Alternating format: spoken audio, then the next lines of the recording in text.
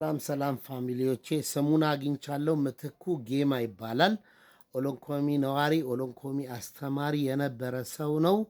ምትኩ ጌማ በቅርብ ቀን እናቱን ጠይቆ ነው የተመለሰው። የአእምሮ ታማሚ ሆኗል። አሁን በሽተኛ ስለሆነ እናት፣ ወንድም፣ እህት፣ አባት፣ ቤተሰብ ሁሉ መታችሁ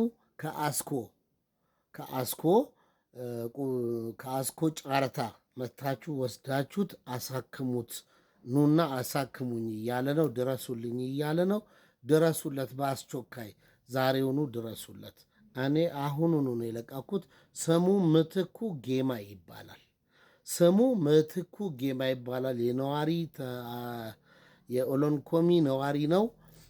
ኦሎንኮሚ ላይ አስተምሬያለሁ እያለ ነው እና ሕዝቤ ሆይ ድረሱለት። ያልሰማችሁ ሼር፣ ኮፕ ሊንክ፣ ላይክ እያደረጋችሁ